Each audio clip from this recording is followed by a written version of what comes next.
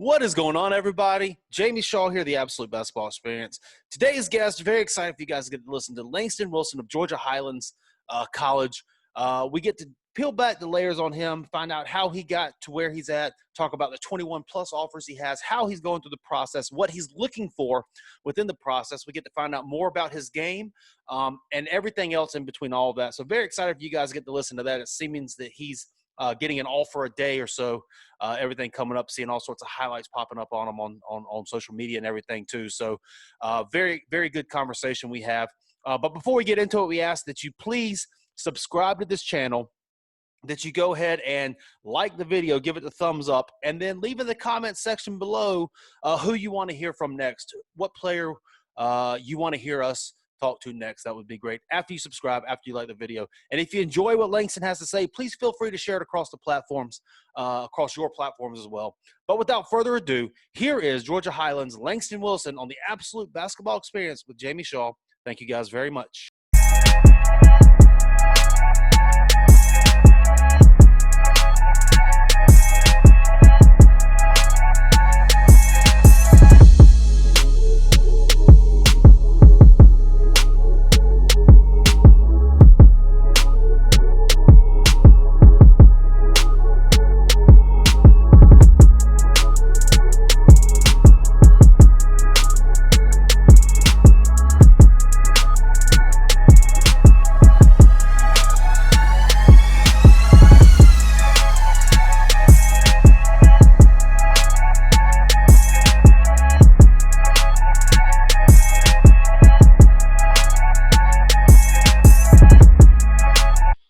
What is going on, everybody? Jamie Shaw here, the Absolute Basketball Experience. I am here with Georgia Highlands star Langston Wilson. Langston, how you doing today? Doing well. Good, man. Good. How's the quarantine, coronavirus, and all that stuff been treating you? It's all been going good, man. Just really kind of been staying in the gym and staying focused. That's a good thing. So you're a long, athletic player and all that type of stuff. What gets you more hype in a game, a big dunk or a big block shot? It's kind of hard to say now. You know, probably I would have to say a big time dunk. There's been a lot of times this season, you know, where the game's kind of been back and forth, and then, you know, come down the lane and you catch one, and it's kind of a momentum shift. So, you know, probably I would have to say a big time dunk. I got you. So, you know, as we said, you're skilled, athletic, versatile, you know, out of Philly and all that type of stuff. How did you end up? Tell us a little bit about how you got to where you're at this moment. Actually from Upper Darby, PA. It's right outside of Philadelphia. Everybody usually just says Philly because, you know, they're so close in such close proximity.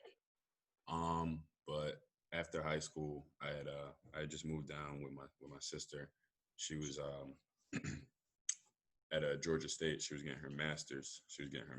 There. Didn't really know necessarily what I was while I was down there, you know, just kind of the things, you know, that they put together, you know, just went in and played basketball and stuff like that. And through there, I actually got connected with Coach JJ through people that knew him mutually. He had reached out. Me and him talked like several times. Ended up going up there on a visit, and then, you know, ended up committing on the visit. So. All right, so now you're sitting at 21 offers, and it seems they're coming every single day, very often. How are you handling kind of the process right now of the recruitment with the ability to not take visits and all that type of stuff? You know, really just kind of keeping everyone on an even keel. You know, not trying to put anyone ahead of anyone. Really just looking into, you know, what they've done with players of my skill set. And, you know, how they take care of their players, how they treat their players. And during this time especially is big, you know, if they're making sure that their players are still working out, things like that, you know what I'm saying? They're on top of their guys. Other than that, though, I've just really been taking it day by day because I'm not in any type of rush, you know, to find the school where I'll most likely be at the end of next year. And then during this stuff, what schools would you say are recruiting you the hardest? The hardest right now probably would be Ole Miss, Maryland, VCU, Oregon, I talk to them almost every day. And then what type of stuff are they telling you? What pictures each school giving you? Um, with Ole Miss in Oregon, they haven't offered yet. So really, that between them, we've just been talking, about a lot of different things. Actually working on setting up Zoom visits with both. I'm actually supposed to have a Zoom with Ole Miss probably right after this interview. So that's the main thing with them, talking with their head coaches, and just having those conversations. Talking to the coaches from VCU, they're really down to earth people. I really respect them a lot. And it's the same thing with the coaches from University of Maryland. Really, everyone's really just kind of. It's not necessarily like no one's really telling me the same thing, if that makes sense. Mm-hmm. Everyone has like their own way and their own style of recruiting, so it's kind of hard to accurately answer that question. You know what I mean? No, absolutely. And then you say that you're in no rush or whatever to make a decision. Do you kind of have a time frame as to when you want to narrow some things down and kind of look specifically into, a select group? Not necessarily.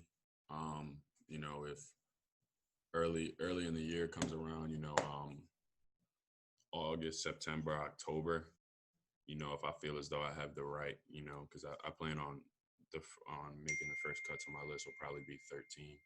Mm-hmm. If I feel like I have the 13 schools that I want to keep around, it probably won't be until like that late September, October time period. I'm not sure. It might not happen until November, December. It's just kind of, I'm playing it by ear, trying to go through the full recruiting process, not trying to rush anything and make sure I don't miss out on anything. Absolutely. And then as you go through this process, do you kind of have an idea or feel as to what it is you're looking for in a program? I know you mentioned like how they develop players and stuff, but I mean like, location or major or any type of that stuff, you know exactly what you're looking for in a program?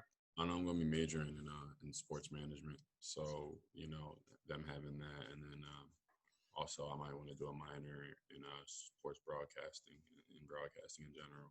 So really just looking into that. And then other than that, player development is huge, as you know. Mm-hmm. But I really like schools that have a strong basketball community around them. Just a strong community in general. I like to feel the support and feel to feel the support and feel the love. Mm-hmm. Like I want to go somewhere that really supports their program and really supports their players. And really looks out for their players. So that's really big for me. And for those who might not have seen you play before, how would you describe your game and who have you heard that you play like? I would describe my game more or less explosive, I guess. The game could be going any which sort of ways, or I might start off slow or anything like that. But, might start off slow, but eventually it's just going to start picking up and picking up and picking up. Probably who would I compare my game to? Probably like a little bit of a mix between kind of like a Derrick Jones and a Brandon Ingram a little Mm-hmm. bit. That's probably the way I would describe my game. And then year one in college, you averaged 10.1 points, 7.6 rebounds per game. How would you describe your game? How would you describe your year one did? How do you think you did? What grade would you give it? And how did you improve throughout the year? I'll give it a D. A lot of things I didn't really understand. It was a big learning year for me. I was behind, some really good sophomores. All four of our sophomores that we had are all going to Division I schools. So one of them at the high major level, Trevor going to Wichita State, and another one going to Radford and Stretch. The other two rounded out going to Alcorn State and Mississippi Valley State. All respectable programs in their own sense. So this year was really a big learning year for me. Looking back at film and things like that, there's a lot of little things that I didn't do that I could have did, which would have shown up in the stat sheet, but then also shown up in the win column, which is the most important thing. So I'll definitely give this year a D plus at max. I feel like I showed things, but I feel like I didn't play the way that I know how to play, if that makes sense. A lot of people, you know, they look at the highlights and they see, oh, well, he's dunking, so he's athletic, you know, but I feel like there's a lot more to my game than that. I feel like defensively, I can guard a lot of different positions. You know, defensive awareness definitely has to get better, but outside of that, you know, at my size, you know, I have a lot of ball skills and a lot of things that I can do both in the mid post and on the perimeter that a lot of people haven't seen. So, you know, really just working up and getting my confidence right. And at the same time, like I'm a lot better shooter than a lot of people see. So definitely, you know, next year, you know, people are definitely going to see that. And a lot of people are going to be surprised, but I won't be surprised just because I know the way I play. And then, you know, what have you been working on during this quarantine? You mentioned earlier that you're in the gym. And then, you know, what have you been working on during this quarantine to ensure the fact that this D plus is going to be an A next season? Working on being a basketball player. You know, the best scouting report that you can get from an opposing coach is that he's a basketball player. My focus isn't necessarily to be a specialist and be really, really good at one thing. You know, if anything, my really, really good at one thing is going to be rebounding and offensive rebounding. But I want to be a basketball player, a complete package, because that's someone, you know, that can affect the stat sheet and can affect the win column in a lot of different ways. You know,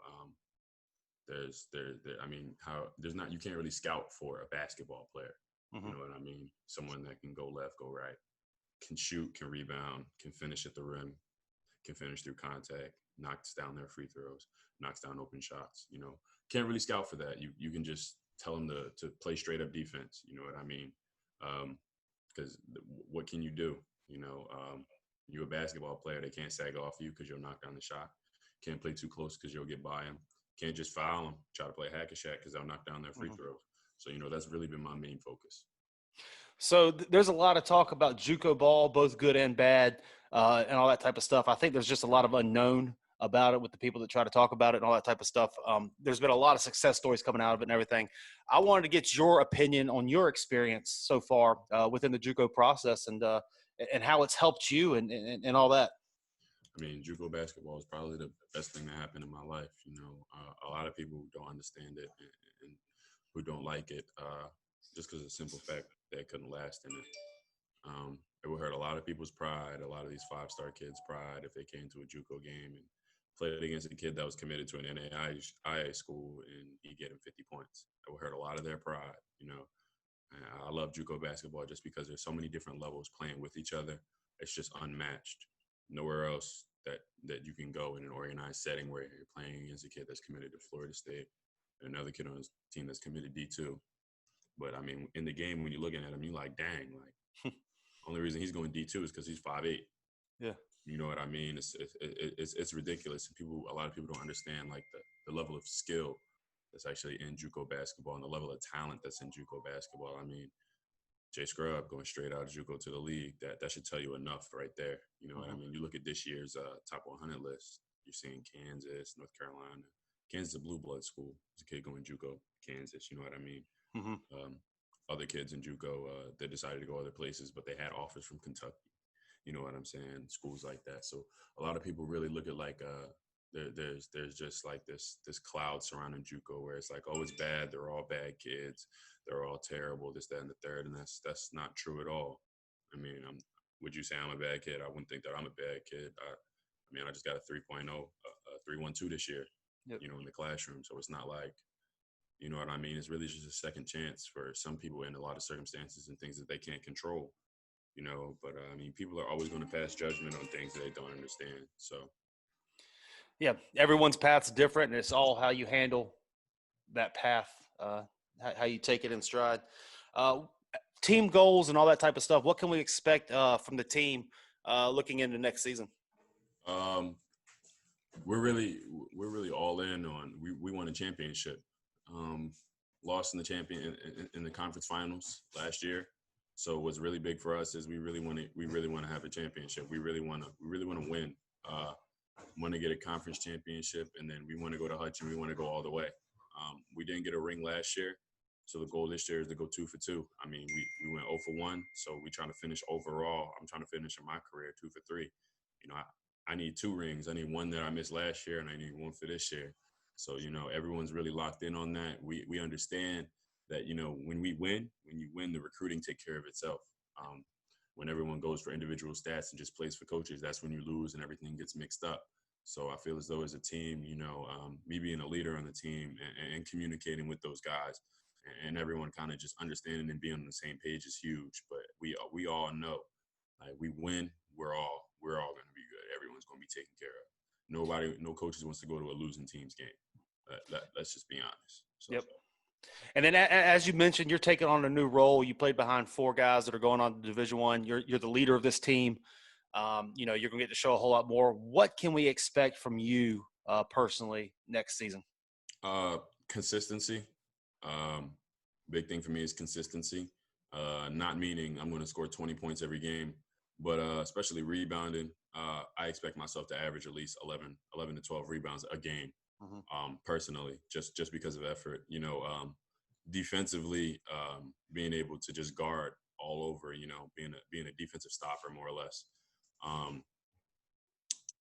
Next year for me, you know, just being more comfortable, both handling the ball and shooting the ball. Being a lot more confident with that, and you know, really being a leader on and off the court. You know, really holding myself and those around me accountable, and really that's it. Absolutely. And then kind of wrapping things up here for all the college coaches that may be listening, or the Langston Wilson fans, or whatever the case may be. Do you have anything that you want to leave everybody with? I'm sorry, what'd you say? I said wrapping things up here for all the college coaches that may be listening, all the Langston Wilson fans that may be listening, anybody else. Do you have anything you want to leave everybody with? I mean, I can't wait for next season. God willing, we are able to play. Just know, be ready, because I'm coming. Love it. Good stuff, man. I appreciate you taking a few minutes out here. I appreciate you taking the time and everything, and I can't wait to see what this next season looks like for you. No problem, man. Thanks. Absolutely. Guys, thank you all very much for tuning in to the Absolute Basketball Experience. For Langston Wilson, I am Jamie Shaw. We'll see you next time.